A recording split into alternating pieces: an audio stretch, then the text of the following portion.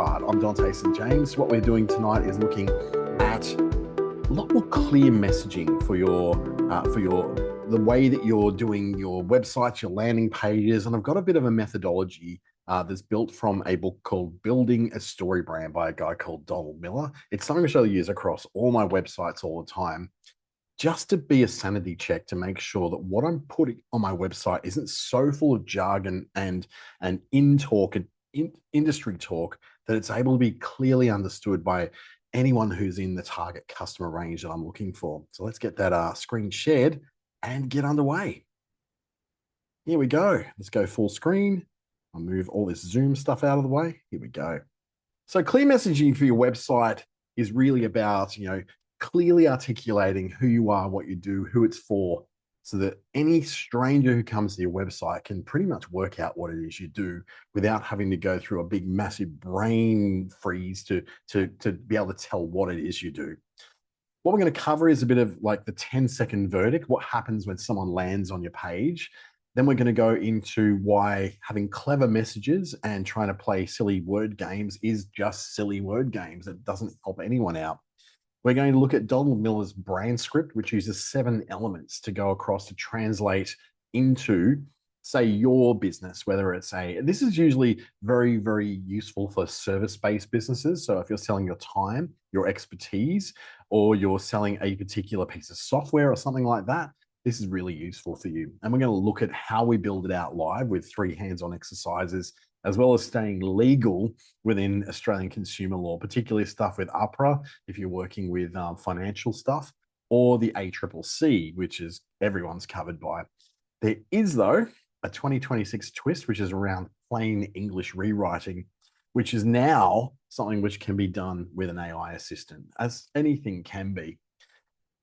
So what you get when someone lands at your website isn't so much a reader of information, they're a skimmer. They're a scanner. They just skim through. And I think when I go to a website, I do much the same. I skim through a certain pattern. It's usually like opening line. I skip down a bit. I'm looking for the point, because we can just go on and on and on our websites about all the things we do, how we're a one-stop shop, how we service all of your whatever needs. And none of it means anything to anyone. We've got about 50 milliseconds to form a visual first impression. So some of that can be that the judgment is in place before there's even a conscious thought that's being expressed about it. And that will color everything that comes afterwards. You get about 10 seconds, which is the harsh window. And the pages that don't put across a very clear idea of what this means to me as a reader of the page, it's abandoned within 10 seconds. We will literally go back to Google and search again through another 2.5 minutes just to get away from the site that's confused us. And 57% of viewing time is spent like in the above the fold area. That's the bit you can see on your laptop or on your phone right now. And 2/3 of that sits in the top half of the page. So we've got to get the attention really, really, really early.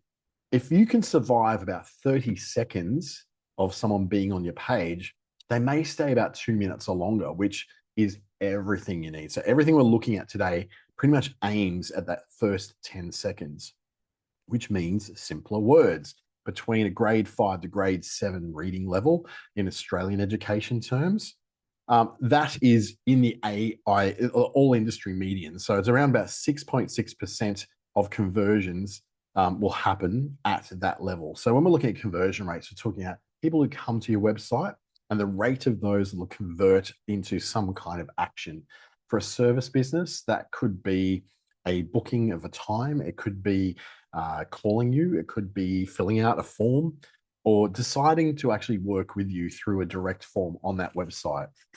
So if we're looking at that short amount of time and the conversion rates are so small, as we start off with a more highfalutin lot of language, so very much academic language like university reading level, only about 5.3% conversion rate, but that goes up to 11.1 once you hit that more simple language. And this is a very large correlation against lots of people. So this is across all industries in grade 5 to 7. is about sentence length. It's about keeping things to short sentences. You notice on most social media, you see very short sentences and certain patterns where it's very easy to consume each line rather than clumps of text like we're used to reading in, say, a book or a novel. It's not an insult to your customer that they are simple. It's not saying, oh, my customers are dumb, so I need to dumb it all down for you. It's nothing like that. It's to do with what is easy to read and easy to consume. We are in a very different mindset when we're studying from a textbook or reading from a novel than what we are when we're sitting on a website. We have zero tolerance to lots of wordiness when it comes to a website, but lots of tolerance for it in a book.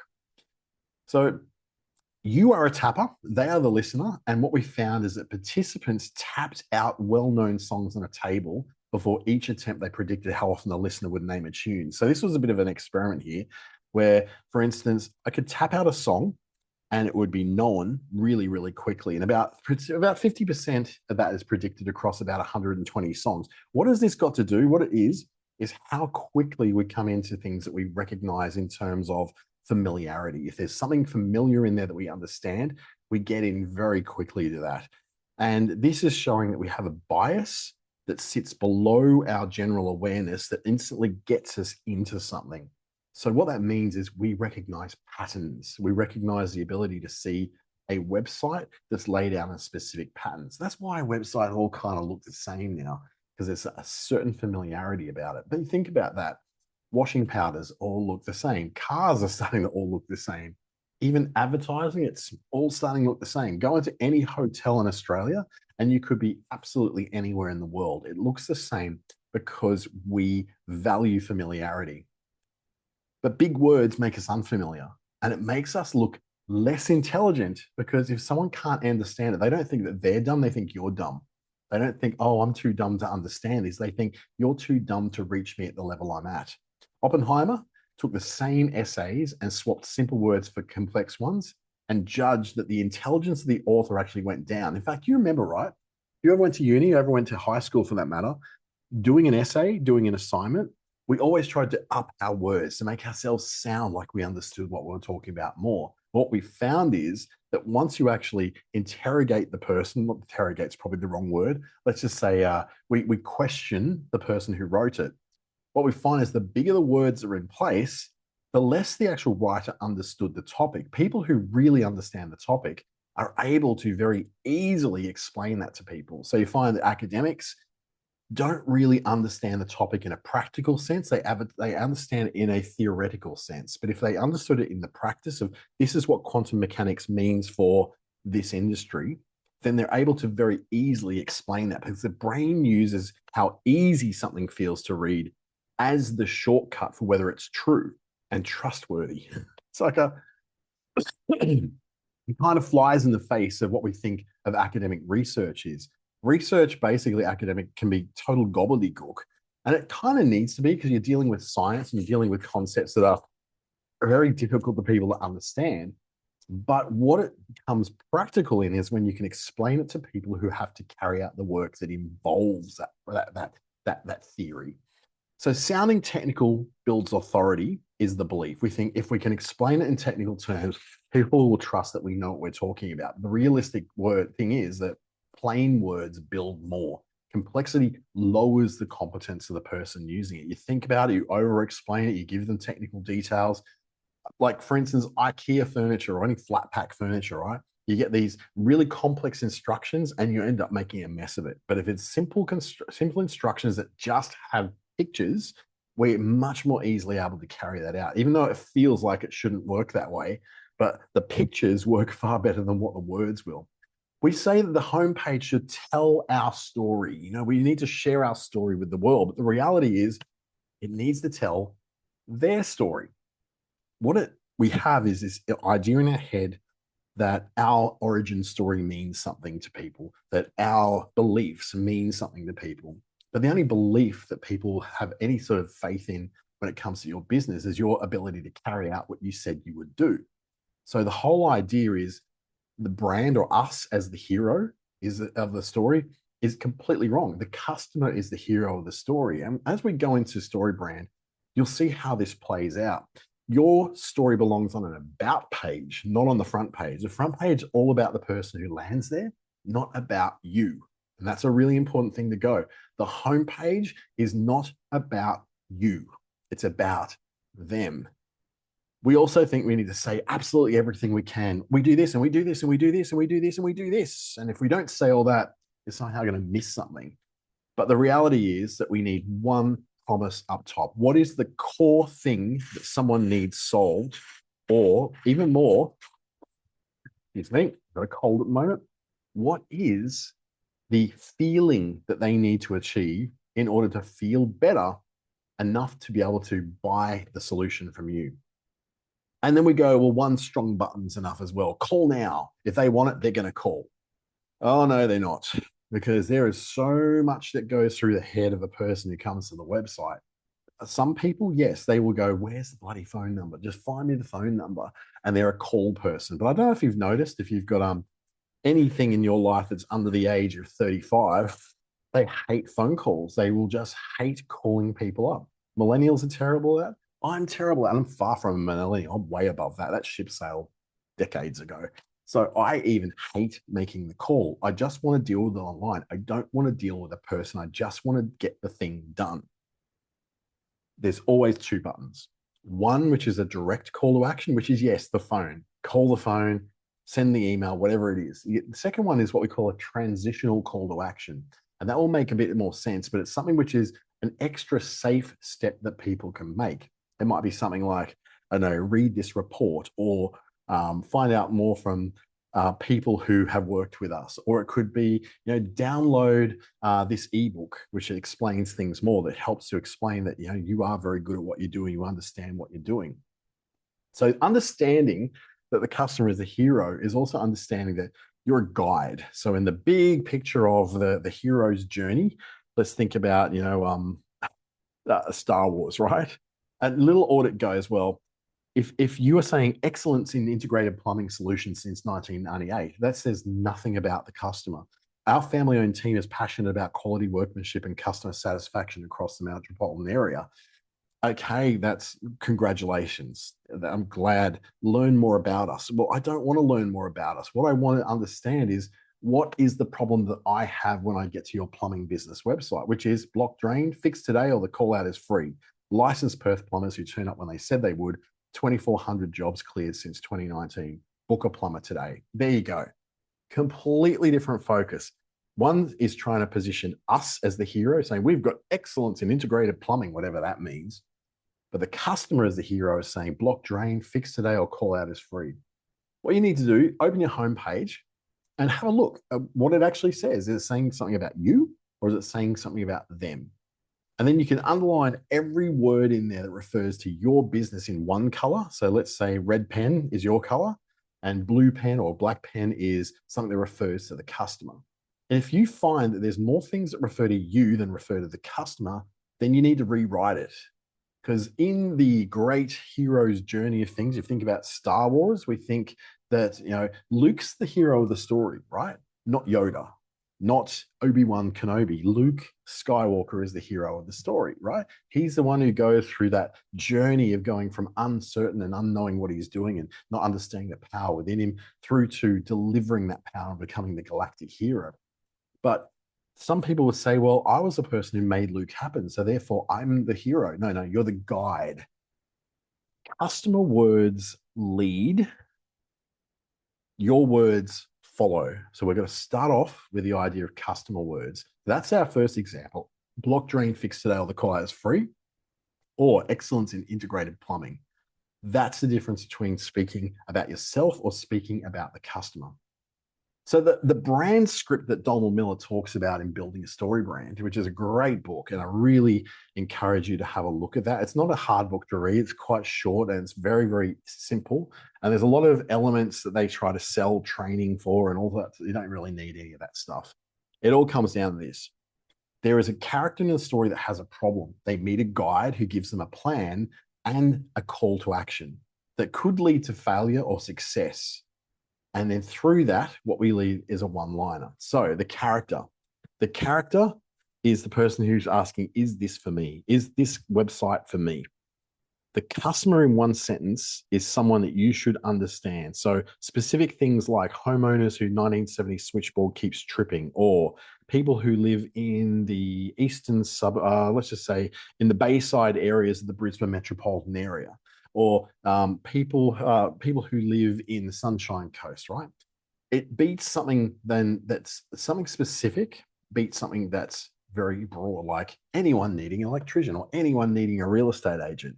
What we're looking for is to put it in a headline, the exact kind of person you're looking for. And you might say, well, I want anybody who needs me to be able to use me. But the problem is when you appeal to everyone, you actually appeal to no one in particular. So who really are the people that you work best with? Who really are the people that you can get the best results with? If you're a woman who is a mindset mentor, the chances are the people that you work best with are people who've had similar backgrounds to you. So you could say that you are looking for women who are going through career change in their 40s and are looking for guidance through the process. What you're saying is you're not saying you're not saying I am someone who will guide you through the process. You're saying for women who need guidance through career changes in their 40s. So it's something really super specific, and you can apply that to sort of who it is that you work best with. But again, I know the temptation is there to say, but I want to work with anybody who can do this because they've got money. The reality is that if you zero in on the specific person that you do it, someone is going to go, well, I'm not in my 40s, I'm in my 30s, but it's the same thing. I've still got a career change. I still think that this person can solve my problem. So you put them in this headline, not your mission. My mission is to save the world through effective coaching for women. That's not the message we're doing. What we're doing is for homeowners whose 1970s switchboards keep tripping, for women in their 40s who are career changing, for men who are overweight and want to have a better life. That's what you're looking for. But doing that comes from understanding the problem. And this is where they are asking subconsciously in their mind, do they understand the situation I'm in? So I'm talking like the customer. Does this company understand my situation? And it has 3 layers to it, right? There's the practical issue, which is, let's say if I'm looking for, I'm going to take it out of the plumbers and go organic food, right? So I'm someone who's concerned with what I put into my body. So I'm looking for organic food. You're supplying organic food. So the practical issue is I need organic food, right? There's a feeling that comes with that. The problem is that there's not a lot of options for me to get organic food, particularly, I go to Woolworths and they've got a little bit here and there, Coles, a little bit there and there, but I'm looking for the full range of stuff I can get. I want organic ginger. I want organic. I just want organic. And it feels like it's unfair. It feels really unfair that just because I've made this choice about my diet, that I have to be faced with a lack of options with which to fulfill that diet. That is how it feels. Then you've got why it's wrong. So this is the philosophical reason why it's wrong, that they should have to deal with this in the first place. And so in the case of organic vegetables and fruit and all that, I would say it's philosophically wrong that the customer has to feel this way, because everyone deserves access to fresh, healthy, organic food. And what we tend to do when we think of the problem the customer has, we go, oh, for people who want organic food, that's great. But it's more like for people who feel like it's unfair that they don't get access to good, healthy, organic food. That's the problem that the person's having. It's a practical problem of not being able to get the organic food. It's the way they feel, which is often hopeless, and they feel like it's unfair. And it's philosophically wrong that they have to feel this way. This builds what we call an empathy. And as we write our brand script, this is going to become much more obvious. You then become the guide. And they're asking now, why should I trust you to help me solve this problem? And this is where you have to add some empathy and some authority. And that empathy and authority comes from the fact that you've got, it's empathy alone is, pretty much like someone who goes, oh yeah, I really feel sorry for you. Yeah, oh, I get it. Oh no, I can imagine. But they can't actually help you. Authority then is the person who actually can help you. But alone, authority is just an expert who doesn't understand you. But someone who has empathy and understands what you're going through, and you express that you understand them by actually literally putting it on their page in front of them that they see. And then you have the authority through, the fact that you can, you've served thousands of people doing this before. So an empathetic response would be, we understand what women going through career changes face. We've worked with hundreds of them. That is the empathy we understand, and we've worked is the authority. The plan then is, well, how do I work with you? How can I do this? And it's usually 3 to 4 steps they need to work with you for. So it's usually the plan that belongs to the hero. What are the things they need to do to make this happen? So the plan could be something as simple as download our guide to career change. Consider whether our method would work for you. Number 3 would be book a time to have a chat with us about what the possibilities are. And 4, when you've got our proposal, accept it, and we'll get to work on your career. And this map has to match the reality of the service you provide. So in a plumber's case, it would be, if you were doing some residential plumbing work that wasn't an emergency, it'd be fill out our form to let us know what you're after, or it could be book a call with us and we'll give you a call back. It could be then, we'll send you a quote. Once you accept the quote, we get underway with your work at the assigned time. And that will be all it could be, something that simple. Example I'll give you is when I first did an event that involved catering. I had a big problem because I've never done catering before. Catering for me was going to Woolies and putting together chips and dips and cabanossi and cheese on a platter, and there you go, people, there's your catering. But when you got 150 people, chip and dip and cabanossi and cheese doesn't quite cut it. They have to go a little bit further. You have to order stuff in. Now, everywhere I looked online, looking for catering, was cafes, basically. They were just saying, hey, give us a call about our catering. And I'm like, I don't have time to give a call. And the reality is the only time I've got to give you a call is during my lunch break. And lunch is the worst time to call a cafe about catering, because they'll just tell you, we don't have time to talk about this right now. We're in the middle of our rush hour. So I went to the one place that had a defined guide to how to do catering. Subway. They are so good at catering because it's literally there. You go Subway catering and it guides you through the process step by step. First, you pick this. First, you give a date. Next, you give this. Then we come and pick up. So you know exactly what each step is rather than trying to work it out in your own head. And the more that people have to work out what you're doing in their own head, the less likely they are going to want to work with you. The next bit's the call to action. What's the next move? What do they do next? Book a call, request a quote, book a time to do a call, all that sort of thing. It could be see our checklist, see our price list, see our menu of training options. Direct gets what we call a dominant position. So for people who are absolutely ready to go now, they don't need any sort of extra encouragement or any sort of process. They just go, let me just go now. These are the people that respond to that call to action. But what we need to do as part of this brand script is understand that everyone has a fear of failure. And we need to express to our potential customers, what are the stakes if they do nothing? If they do nothing, what is the cost? For someone in some sort of mindset mentoring, it could be if you don't do this, nothing will ever change. If you don't perform routine maintenance on your plumbing, an emergency could happen at any time. If you don't fill your car with water and oil, then you're going to have a problem one day where you break down and you'll have nowhere to go. And the fixing costs will be astronomical. I know that because I've done it myself when I was young. What you need to do here is hold real risks in here that make sense. So it could be, if you don't get your air conditioner clean, you'll be paying more for your electricity bill because a dirty air conditioner has to work hard to cool your house. So that's that fear of failure. But then what does success like? This is where we go, if you do something, then the state after you've done the work is how we describe it. So it can be something like, in the air conditioning case, feel cool, calm, collected, and get more work done as you're working from home because you have an air conditioner that works. So instead of overheating, being angry, being crabby, and being ineffective and inefficient, be efficient, be effective, be comfortable at home and at work. That's the success thing. So all that becomes a one-liner that says that most people struggle with air conditioning in their homes when they're working from home. We want you to be comfortable so you can succeed in your home business. And that becomes your bio, that becomes your meta description on your website.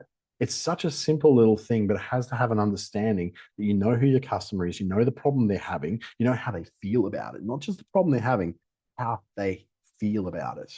And then understand your role as a guide. So the brand script is really, really short.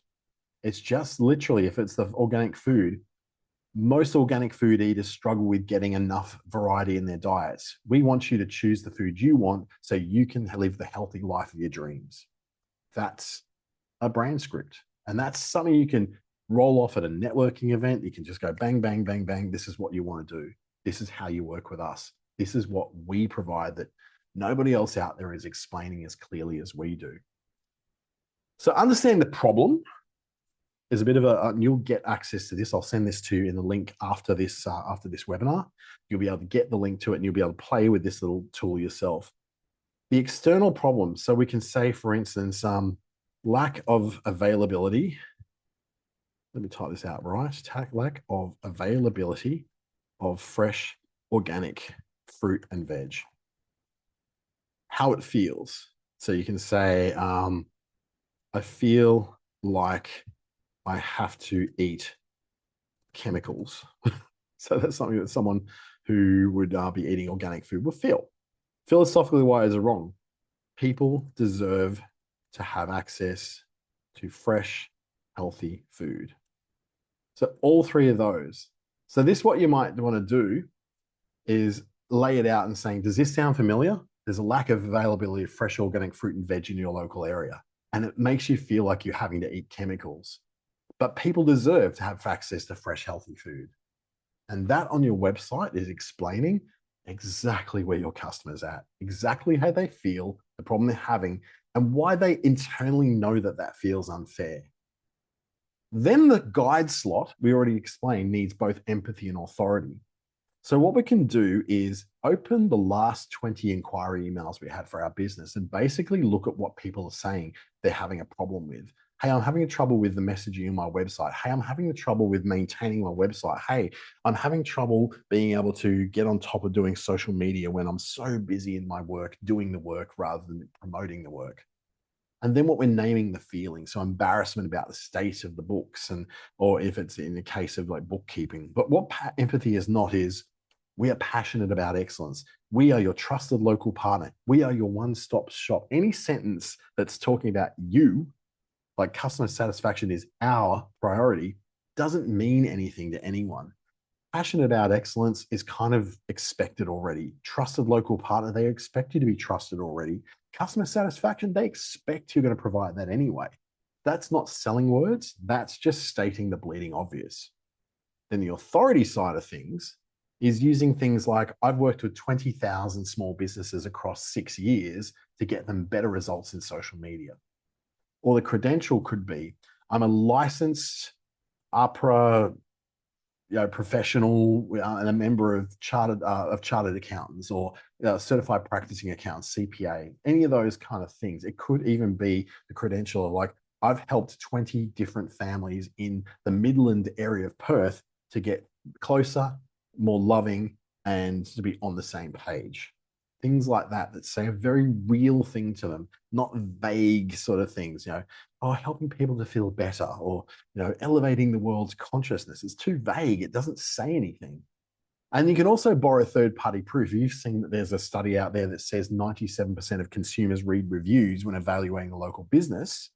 Well, that's something you can borrow from somewhere. So look for statistics that paint the picture of the problem. So you can say, well, when 97% of consumers read reviews and evaluating the local business, I help 41% of them now always read them. So that's where you're adding in, I help this. The steps in your plan, that 3 steps, 2 steps is it's too vague usually. So if you go 3 steps, it's in the right band. 4 steps is still pretty good. When you get to 5, it's starting to get a little bit heavy, and it feels like, oh, that's a lot of steps. There's a lot of hoops I need to jump through. And I know that some people, they need to put together lots and lots of custom quotes and custom estimates and that sort of thing.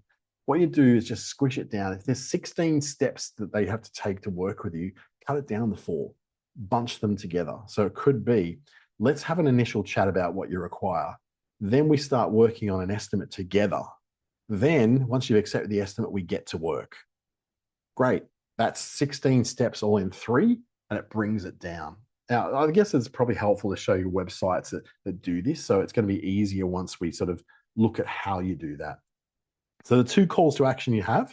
So for instance, at the top of a website, you'll see a message and you'll see a couple of buttons. They're your calls to action. So the call to action firstly could be book a call. And then it'll have a second one, which could be learn more about how we do this, which could be going into an about page. It could be going to your services page. It could be going to a testimonials page, something that helps the people who aren't ready quite yet to make that commitment to understand and feel a bit more reassured about working with you, because they don't know really. They've never worked with you before. So they need some reassurance. Some people need a bit more reassurance, and they get that through reading a bit more about what you're capable of, seeing a video, downloading an ebook, something like that. Something, or in my case, I'll give away free software, access to free software to help do this. That's the little things you can do to sort of put that messaging together a bit more. But something like, block drains fixed today, or the call out free is free, licensed Perth plumbers, 2,400 jobs cleared since 2019, book a plumber today, or get the burst pipe checklist. This is a perfect example of how that could work. So it then gives them a chance to book straight away, or in a smaller sense, they can go through and see the burst pipe checklist. So quickly download that and go, yeah, this. Oh, I can fix this myself, which then disqualifies them from having to be sending out a very expensive person to look and tell them, you could just turn off the water, mate. Or they just book a plumber today if they're a person of action. Not everyone wants to get the action done now. Some people need reassurance. They need extra steps and extra time to make a educated decision. People like me, I just go book a plumber. I don't really need to spend lots of time. But if you're selling a $3,500 coaching series course or something like that, people kind of need to make a bit of a decision about that. So they might want to see a bit more proof you are who you say you are and you can do what you say you can do. The anatomy of a header on a website, you think about this to your logo and navigation up the top here. And then as we move down the page, then we have that headline, which is that brand script. The one thing that will survive that 10-second judgment. This is the one thing that can help you get to the 30 seconds, which gets to someone staying on your website long enough to actually make a decision about whether to work with you. It contains the customer's problem or a reference to the customer, but you never use a company history or a slogan. 23 years of servicing Southeast Queensland is not what we're looking for here. We're not looking for the best in the West, forget about the rest. We're not looking for clever slogans. That doesn't tell anyone anything about them and their appropriateness to work with you. The third bit is the subheading. So this is usually in the reading level of that grade 5 to 7 kid, and it needs to be believable. It's one sentence that explains in very plain English that this is where that one liner usually lands. So we're talking about that brand script before. That's where it usually lands there. It's also the line that's most likely to be done in AI search or in Google. So that's really well worth mentioning, that Google's going to pick out this one, the headline, and this one here as the description and as the idea of what it is you do. Particularly on AI search, which is very heavy on not just looking for plumber Midland, it's looking for maybe burst pipe emergency plumbing, eastern suburbs or something like that. Then we get the big direct call to action, followed by the secondary, say an email address or like subscribing to something or subscribing to a newsletter or downloading an ebook or something like that. If you only have one call to action, you're only selling to people who've already made a decision, and they're the people who click on this guy over here. But if you want to also sell to people who are not making a decision today, but might make a decision in 3 months' time, you also need that transitional call to action. And then once we get down here, so underneath, this is where we go the proof. So this is exact numbers with dates of what we've done. Things like the job counts, the review counts, ratings, the suburbs we serve, whether we've got insurance or something like that. Very, very specific, verifiable information. So it could be 31 years in the business, serving 13 suburbs, 58 awards. So you're showing a bit of proof that you can deliver on the promise of what we mentioned in that headline and in that subheading as well. And then here's a bunch of headlines. I've got this little thing you can fill out. Once we get off this, I'll send you through all these details, and it has all the information that helps you to put this together. So we can say, who do you help? We help women who are changing careers in their 30s. What do you do for them? Help them get clear on their skills and direction and what they get out of it, a clear way forward.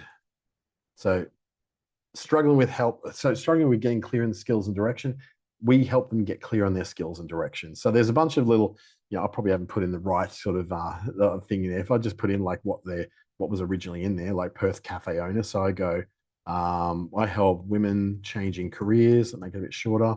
What do you do for them? Get them clear direction on careers, what they get out of it, a way forward. So make it a bit shorter and probably a little easier. There you go. Women changing career who want a way forward, a way forward without the guesswork. We clear direction on careers for women changing careers, or ready to get a new way forward. So you'll be able to play with a few different angles in there once you fill that out. So really just a very, very simple generator, nothing there. But this is the bit you're going to play with, the one-liner live. So where you actually go, we help, let's just say Perth cafe owners struggle with profits and margins. We get you clear on pricing so you can stop fearing losses. So most Perth cafe owners struggle with profits and margins. We get you clear on pricing so you can stop fearing losses. That will help you. And this is what it kind of looks like in Google. Your business, in the case of this one, bookkeeping, most Perth cafe owners struggle with profits and margins. We get you clear on pricing so you can stop fearing losses. That makes it really clear to both Google and AI search what it is you do, who you do it for, and why that's important. So that's a little generator you'll get in there.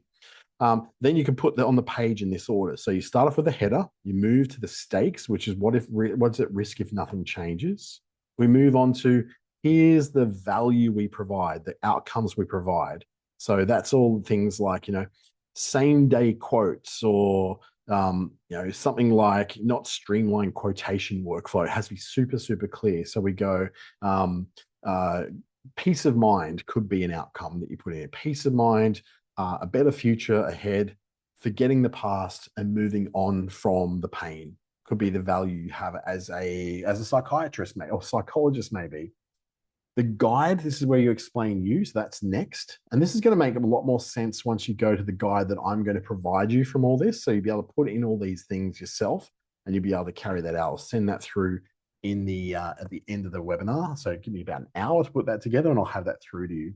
It'll have the plan, it'll have detail for people who are really needing to carefully consider what it is you're producing for them, and some signals about pricing. You don't have to necessarily put your pricing on there, but I know that if I don't see a price, I move on.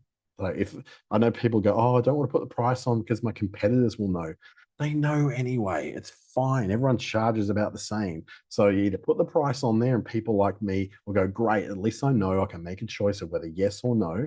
Because remember, when you're marketing yourself, you're either attracting people, you could do that through low price, you can repel people through having an expensive price. But what you're doing is by having a price on there, you're either inviting people who go, yeah, that's fair, or you repel people who go, oh, that's expensive. Either way, the people who are going to be repelled were never going to work with you anyway once they found out your price. Even if you send them a beautiful, glossy proposal, they're still going to balk at the price no matter what you're doing. So this allows you to pretty much count people out. In the junk drawer, that's all down the, like if you want to have association logos and awards and history and all the links to everything else in your website, that's in a junk drawer down the bottom.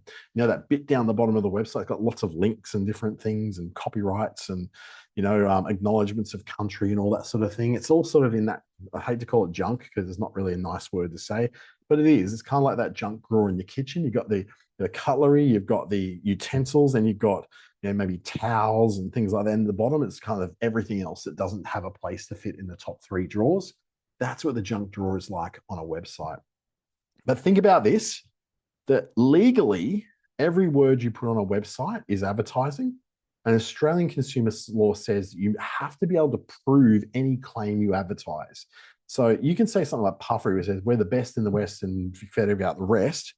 You can't really challenge that because, well, it's so vague. But if you're saying that save $8,000 a year on your bookkeeping, you need to be able to substantiate that. Particularly, it used to be if you're going on television or radio, particularly television, they say that you need to substantiate that and provide proof that that's something you can do. If you can't prove it, it's a lie and someone can sue you.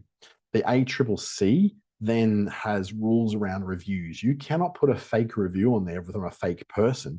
I caught this out with like a web designer in Darwin just last year, and she basically made up all these reviews of people who had used this particular her templates, that I've used all the templates from this particular company and they were awesome and helped me to grow my business. She had no templates available on her website. It was like a completely unfinished website, but everything on there was actually subject to ACCC review. So if she had been sued on that, she could have been taken to court, and the federal court can order penalties after $600,000 in one particular review case where a company was faking their reviews on there. They were also faking their reviews on Facebook and Google, so it was a bit more sophisticated than simply making claims on their website. In allied health, you can't use testimonials. So Section 133 of the national law prohibits advertising a regulated health service using quotes from customers. And that includes, you can't talk about patient stories. You can't do reviews about clinical care that's displayed on your own website. People can review you on Google. They can review you on Facebook. You can't really stop that. But if you're APRA registered, you have to build that guide slot on your credentials. So licensed to do this, member of this, that kind of thing, but you can't work on praise, even if it's praise such as, I really loved working with Michelle. She was awesome. Get rid of all that. It's just not worth the attention and the trouble. And clarity, more than any other time in the history of the World Wide Web, is really machine readable now. And that means that, between 25 and 2026, the share of the search that Google had has dropped from 83% to 71%, but AI assistants have gone up to 45%. There's been a dramatic increase in the amount of searches that are done using ChatGPT, Perplexity, Claude, Google's Gemini. So it means that we have to now think that clarity carries not across just people reading our website, but how they encounter and search for us, especially when it comes to being cited in an AI search, say in ChatGPT.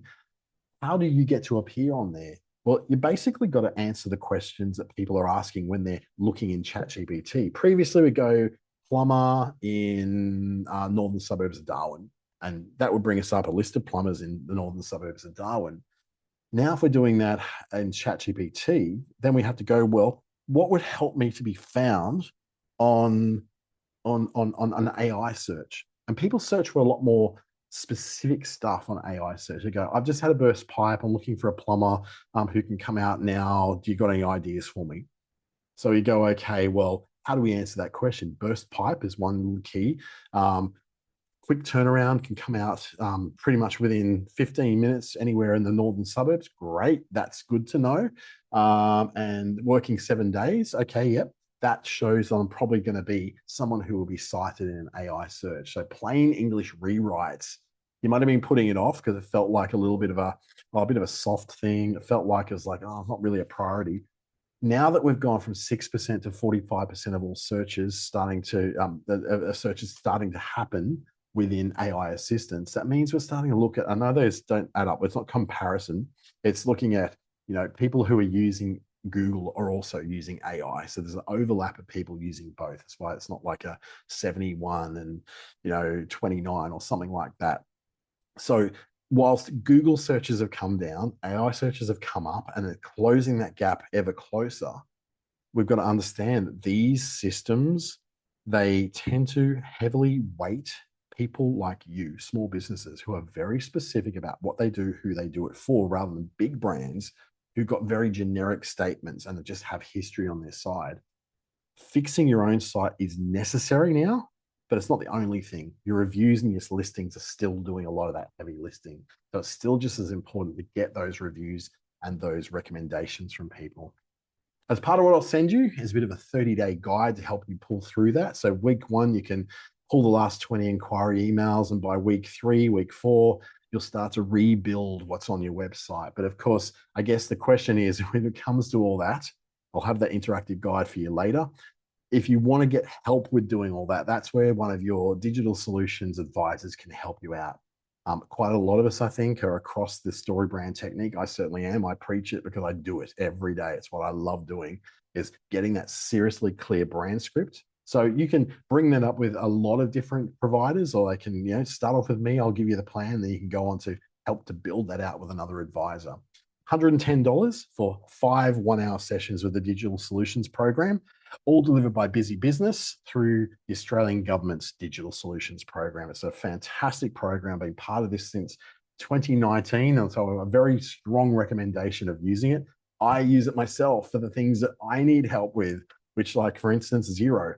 I needed someone to help me out with Zero. I was able to get help with that from an advisor who, at the time, I was in Darwin, they were in Perth. So you've got people who can help you out with those things and help you through the journey, so you're not ever really on your own.